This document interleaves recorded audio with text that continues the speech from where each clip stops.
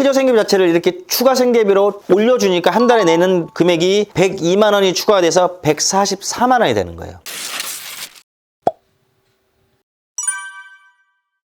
또 여러분들한테 말씀 지금 드리려고 하는 거는 배우자의 부양가족 인정 기준이에요. 남자의 기준은 아내가 될 것이고 여자 기준은 남편이 되겠죠. 원래 여러분들 배우자는 원칙적으로 부양가족이 아니에요, 여러분들. 이거는 제가 채권자 입장에서 말씀드릴게요. 아이가 어리다고 아이 엄마가 일을 안 하는 거는 아이 엄마가 일을 안 하는 거예요. 왜? 어떤 분들은 아이 막 갓 태어나도 100일 되고 200일 되면 어디에 교육기관이라든지 여기에 어린이집 맡겨서 경제활동 하시는 분도 많습니다. 근데 이거 뭐 그래 아무리 채무자지만 어떻게 그 어린아이를 그렇게 말씀하실 수도 있어요. 하지만 채권자 입장에서는 아니 멀쩡한 분들도 다 그렇게 아이 맡기고 아이 100일 때부터 다시 사회생활 하는데 손을 다 감지도 못하는 넌 어떻게 그 배우자가 아무리 어린아이 엄마지만은 부양가족으로 인정이 돼 가서 돈 벌어야지 이렇게 주장할 수 있는 거거든요. 그래서 이게 예전에는 갑론을박이 엄청 심했었습니다. 그래서 서울회생법원에서 이 인정 기준을 딱 만들어 놓은 거예요. 이 기준 이런 겁니다. 이 두 가지 기준에 다 해당돼야 되거든요. 첫 번째, 배우자가 미성년 자녀나 장애인 등 다른 부양해야 될 가족들이 있는 거예요. 그러니까 어린아이라든지 그 다음에 미성년자가 아니더라도 부양해야 될 어떤 장애를 가진 어떤 게 있으실 경우에 한해서 또 이게 추가돼요. 그 배우자가 과거 1년간 배우자 소득이 아예 없거나 또는 소득이 있었다 할지라도 그 합계액이 100만 원 이하였던 배우자인 한 해, 만약에 급여 활동을 잠시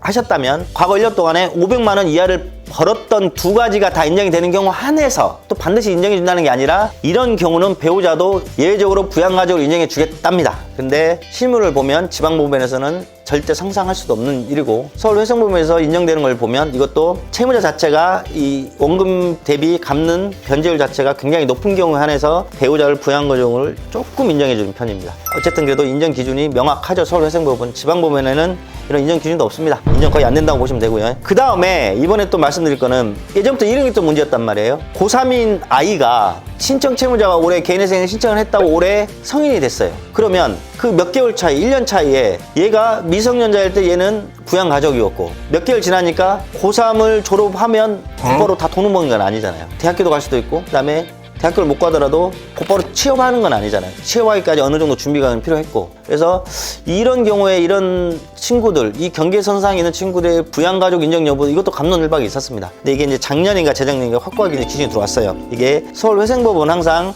채무자들의 입장에서 항상 이제 고민을 하고 이런 기준들을 이제 만드는 거거든요. 그래서 이것도 확고한 원칙이 있습니다. 단순 나이가 성년이 되었다고 학생 신분인 자녀를 이제 부양가족 인정 안 해준다는 것은 너무 가혹하다는 생계비 검토위원회의 이런 결론 끝에 이 세 가지 기준에 만족해야 돼요. 만 21세 미만인 경우에 그러니까 20세까지만 인정된다는 거예요. 만 21세 미만인 경우에 과거 1년 동안 소득이 없어야 돼요. 그리고 만약에 소득이 있었다 한들 그 소득급여 합계액이 100만 원 이하여야 돼요. 혹은 어떤 근로소득이 있었더라도 500만 원 이하야 돼요. 그러니까 어디 정규직으로 다닌 건 아니죠. 어디 잠깐 알바 정도, 뭐 이 정도는 개념이죠. 이렇게 만 21세 미만, 과거 1년 동안 소득이 없거나 극히 미미한 경우에 한해서 또 세 번째, 실제 신청 채무자가 이 자녀를 계속 부양하고 있다는 점이 인정이 돼야 돼요. 이 세 가지가 몽땅 다 인정하면 20세가 된 자녀라 할지라도 부양가족으로 인정해서 최저생계비를 높여주겠다. 기준이지. 이것도 갚는 변제율, 채무자 갚는 변제율이 높을 경우에 한해서 예외적으로 인정을 해주고 있어요. 지방법원에서는 인정을 안 해줍니다. 그 다음에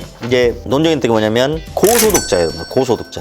이게 왜 문제가 되냐면은 그냥 간단히 이거예요. 200만 원 버시는 분 1인이 개인회생을 진행하게 되면 한 달 생계비가 154만 원이에요. 그러면 200만 원 버시는 분은 46만 원씩 36개월 납입하고 채무 탕감받아요. 근데 500만 원 번다고 하는 1인이 있다고 생각해 볼게요. 고소득자죠. 500에서 154만 원을 빼면 이분은 한 달에 346만 원씩 36개월 갚아야 돼요. 그러면 갚는 게 억이 넘어가겠죠. 그러니까 갚는 게 매달 300여만 원 갚게 되니까 이분들은 개인회생보다는 어디로 가게 되냐면 신용회복위원회로 갑니다. 신용회복위원회는 원금을 7년에서 10년 동안은 쫙 분할하기 때문에 한 달 갚는 비율이 저소득자나 고소득자가 같아요. 왜? 소득 기준으로 내는 게 아니니까 신용회복위원회는 원금을 10년 동안 싹 나누니까 7년에서 10년 동안 그렇기 때문에 이런 고소득자가 개인회생을 이용하지 못하는 경우가 있었단 말이에요. 그래서 이런 분들을 위해서 이 고소득자를 개인회생을 좀 많이 하도록 이 기준을 만들어 놓거든요. 이런 겁니다. 이제 그 기준편이 이렇게 나와 있어요. 중위소득 150%를 초과하시는 고소득자에 한해서 기존 중위소득 100% 한도 내에서 이를 기타 생계비로 인정하여 반영할 수 있다. 다만 변제율 40% 미만이거나 최근 6개월 발생 채무가 총 채무액의 50% 초과할 때는 인정할 수 없다. 어렵죠. 예를 한번 들어볼게요.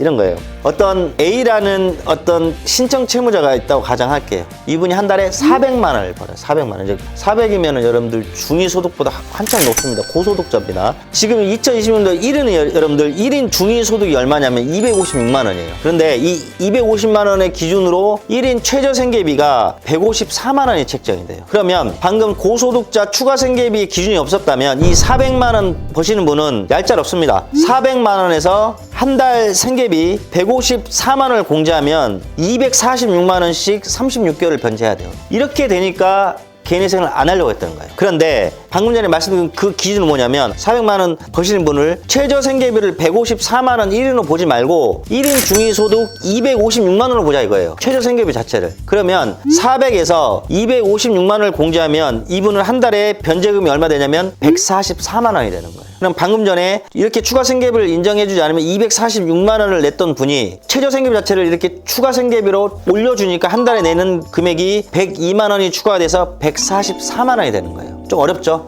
여튼 이런 고소득자 분들도 개인회생을 이제 할 수 있게끔 3년에 끝낼 수 있게끔 최저 생계비 외에 추가로 중위소득의 소득만큼을 추가로 생계비를 인정해 주겠다. 이 기준이 나온 겁니다. 이렇게 해서 여러분들 2026년도 최저 생계비로 살기에는 힘들죠. 근데 이것도 좀 저 개인적인 생각은 이거 상대적인 거예요, 여러분들.